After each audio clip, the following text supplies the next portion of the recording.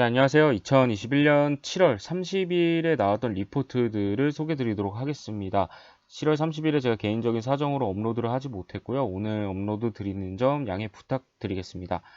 5가지 리포트 준비했고요. 첫 번째는 LG화학입니다. 이베스트 투자증권의 이한나님의 리포트를 참고했습니다. 먼저 실적부터 말씀을 드리겠습니다. 2분기 매출액은 11조 4,561억 원, 영업이익은 2조 2,308억 원으로 어닝 서프라이즈를 기록을 하긴 했습니다. 이는 석유화학 사업 부분 그리고 에너지 솔루션 부분의 실적 호조로 인한 것으로 예상을 할 수 있고요. 다만 이 LG 에너지 솔루션 같은 경우에는 SK 이노베이션과의 소송 합의금으로 1조 원을 받았죠. 거기서 ESS 리콜 충당금 4천억 원이 빠지면서 6천억 원 정도가 일회성 이익으로 반영이 되었습니다. 따라서 일회성 이익을 제외하면 영업이익률 기준이 약 4% 정도로 전분기 대비해서는 감소한 수치로 그렇게 볼 수 있겠습니다. 동사는 양극재 확대 그리고 SRS 분리막 인수 등으로 배터리 소재 중심의 증설과 투자를 확대하고 있습니다. 동사는 LG솔루션 IPO 이후에 배터리 소재 사업을 자체 성장 동력으로 삼았고요. 이에 기존 양극재 사업은 2020년 4만 톤에서 26년에 26만 톤까지 확대를 할 계획이고요. 양극재 재료가 되는 메탈의 안정적 수급을 위해서 강산업체와도 조인트 벤처를 진행 중이라고 합니다. 또 CNT 생산 규모 또한 2021년 1,700톤에서 2025년까지 3배 이상을 확대할 계획이라고 하네요.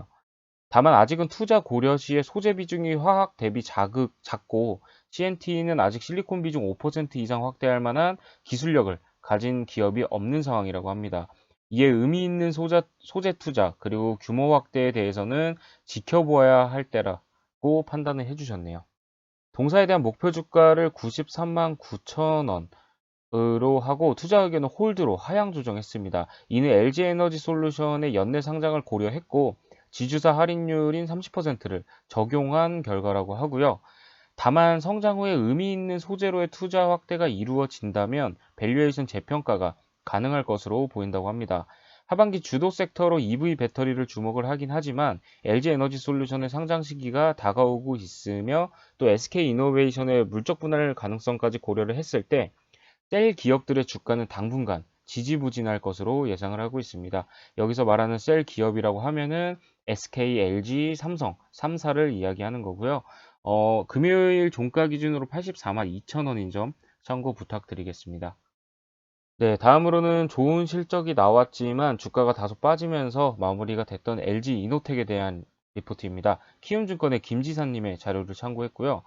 먼저 실적은 영업이익 1,519억 원으로 높아진 컨센서스를 넘어선 호조를 띠는 그런 실적이 나왔습니다. 비수기임에도 불구하고 광학솔루션 부분의 매출과 수익성이 기대 이상이었다고 하는데요.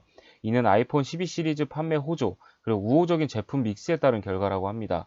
2분기 아이폰 판매량은 전년 동기 대비 무려 48%나 증가를 했고요. 아이폰 12 시리즈 중에서 프로 시리즈 비중이 52%를 차지했기 때문에 이 동사가 납품하고 있는 카메라 모듈과 관련된 트리플 카메라와 TOF 3D 모듈 수요가 강세였다고 합니다. 기판 소재 쪽에서는 반도체 기판이 호실적을 이끌었다고 하고요. 빠듯한 공급 여건에서 판가가 우호적인 가운데 5G 폰 확산, 그리고 RF SIP와 MMAV 안테나 기판이 성장하고 있고 또 두 제품 모두 동사가 주도적인 지위를 확보하고 있다고 합니다. 디스플레이 제품군도 선전했다고 하고요. 반면 이에 비해서 전장 부품 같은 경우에는 반도체 수급 이슈, 그리고 완성차 생산 차질로 인해서 매출이 감소했고 재차 적자 전환을 한 상태라고 합니다. 네, 3분기 영업이익은 2,612억으로 기존 추정치를 상회할 것으로 예상을 하고 있습니다. 외신 보도에 따르면 아이폰 13 시리즈는 연말까지 9천만 대 생산 계획이고 지난해보다 20% 증가한 규모라고 합니다. 프리미엄 폰 시장에서 아이폰의 지배력 강화, 그리고 이연 수요 및 5G 수요 확산 추세를 감안했을 때 합리적인 수치로 판단이 된다고 하고요. 센서 시프트 카메라가 지난해 1개 모델에서 올해 4개 모델까지 확대 채용될 것으로 예상이 되고 있고, 동사 광학 솔루션이 이에 수혜를 누릴 것으로 예상을 하고 있습니다. 우호적인 경쟁 환경이 지속되는 가운데 신모델 사양 변화가 제한적인 만큼 수율 이슈는 없을 것으로 판단을 하고 있고요. 광학 솔루션 매출은 4분기에 더욱 증가하고 내년 상반기까지는 아이폰 SE 5G 모델이 출시가 되면서 비수기 가동률에 큰 도움이 될 것으로 보고 있습니다. 반도체 기판, 그리고 테이프 서브스트레이트, 포토마스크 등 기판 소재 3인방은 3분기에도 매출이 증가할 것으로 보고 있고요. 전장 부품 같은 경우에는 생산 차질 이슈가 완화가 되면서 3분기에 적자폭을 줄이고 4분기에 흑자 전환을 시도할 것으로 전망을 하고 있습니다. 실적 추정치 상향과 함께 목표 주가도 29만 원으로 상향 조정하여 제시를 했습니다. 참고로 금요일 종가는 22만 7천 원인 점 참고 부탁드리겠습니다. 네, 다음으로는 2021년 정말 라이징 스타라고 부를 수 있는 효성그룹의 효성 첨단 소재에 대한 리포트입니다. 실적 리포트이고요. 하이투자증권의 전유진님의 자료를 참고했습니다. 먼저 2분기 영업이익은 1178억 원으로 컨센인 1118억 원을 5.4% 정도 상회하면서 전반적으로 기대치에 부합을 했습니다. 부분별로 조금 살펴보면 산업자재 쪽 영업이익이 710억 원으로 당사가 예상했었던 626억 원을 훌쩍 넘어섰고요. 타이어 코드 부분이 생각보다 좋았던 결과라고 합니다. 글로벌적으로 타이어 수요가 RE 중심으로 빠르게 회복되고 있는 와중에 공급 타이트로 인해서 재고는 낮아서 판가가 15% 이상 상승한 영향이 컸다고 합니다. 특히 동사가 글로벌 1위 업체로 고마진을 누려오던 폴리에스터 타이어 코드뿐만이 아니라 점유율이 낮아서 폴리에스터 대비 상대적으로 부진했던 나일론으로까지 이 호시황의 온기가 전해지면서 판가 그리고 수익성 개선이 이루어졌던 것으로 판단을 하고 있습니다. 기타 부분은 468억 원으로 예상했던 수준에 부합했습니다. 스판덱스가 타이트한 수급이 이어지면서 호시장이 지속이 되었고 탄소 섬유 같은 경우도 판매량은 소폭 감소했긴 했지만 판가 상승으로 스프레이드가 개선됨에 따라서 영업이익은 전분기 대비 큰 폭으로 증가했습니다. 다만 7월부터 증설 물량이 반영되면서 외형 성장과 수익 개선이 나타날 것으로 기대를 했던 아라미드 부분이 설비 결함으로 인해서 약 마이너스 20억 원의 정비 비용이 발생함에 따라 기대에는 다소 못 미치는 실적을 기록을 했습니다. 네, 그렇게 좋다고 노래를 부르던 타이어 코드가 더 좋아져요. 목표 주가 상향이라고 써주셨고요. 동사에 대한 목표 주가를 63만 원에서 88만 원까지 대폭 상향했습니다. 밸류에이션 상향 근거는 첫 번째, 타이어 코드의 호시장이 지속되고 있고 두 번째로는 아라미드 증설 물량이 정상 가동을 통해서 수익성이 개선될 것으로 보고 있고요. 세 번째로는 2022년 탄소 섬유 그리고 아라미드 증설 효과가 온기 반영될 것이다 라는 부분을 적어 주셨습니다. 지금까지 타이어 코드 수요는 RE 중심으로 빠르게 회복이 됐지만 하반기에도 OE까지 가세할 전망이라고 합니다. 반도체 공급 부족으로 전년 대비 OE 타이어 판매 증가는 주춤한 모습이었지만 2분기 바닥으로 차량용 반도체 수급 문제는 점차 완화가 예상되기 때문에 타이어 그리고 타이어 코드 수요 역시 반등할 것으로 예상을 하고 있습니다. 이에 따라 3분기 산업자재 영업이익은 841억 원으로 2분기 사상 최대치를 재차 갱신할 것으로 전망을 하고 있습니다.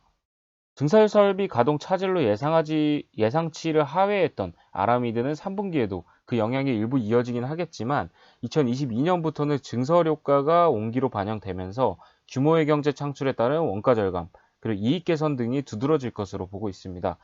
탄소섬유 역시 2022년 하반기 증설 물량 반영은 물론 24년까지 약 1만 톤 규모로 꾸준히 설비를 확장해 가면서 수소 산업 진출의 발판을 본격적으로 마련해 갈 것으로 보고 있습니다.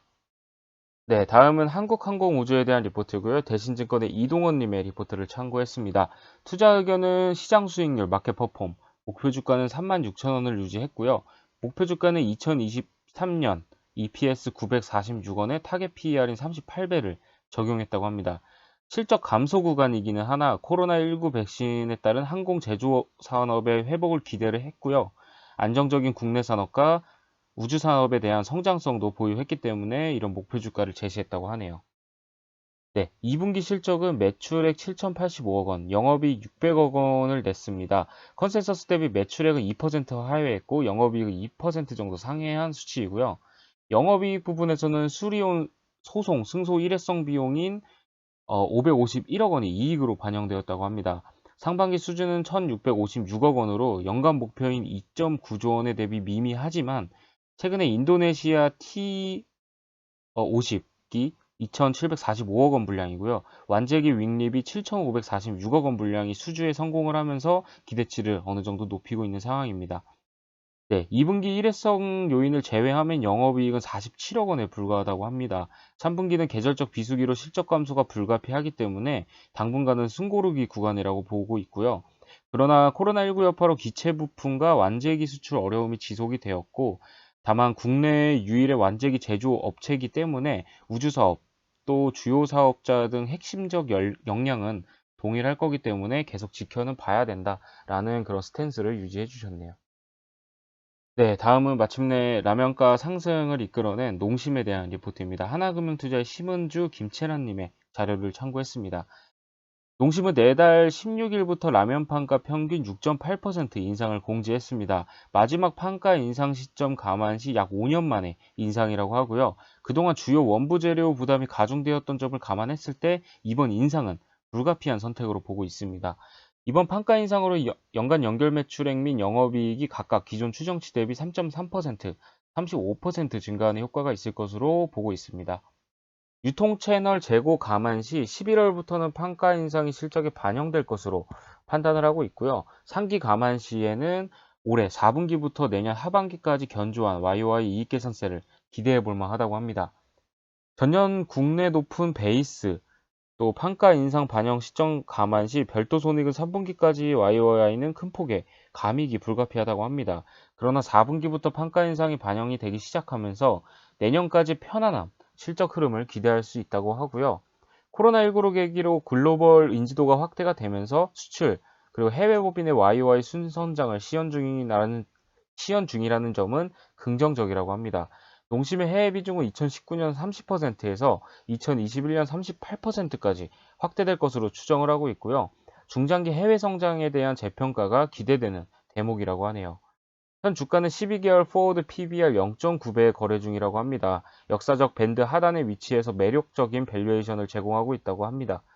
또 단기 실적은 전년 역기저에 기인해서 부진하긴 했지만 하반기로 갈수록 편안한 증익 국면에 접어설 것으로 전망을 하고 있고요. 저가 매수가 유효한 시점으로 판단한다고 하네요. 네, 오늘 준비한 리포트도 여기까지고요. 월요일도 좋은 리포트로 인사드릴 수 있도록 하겠습니다. 감사합니다.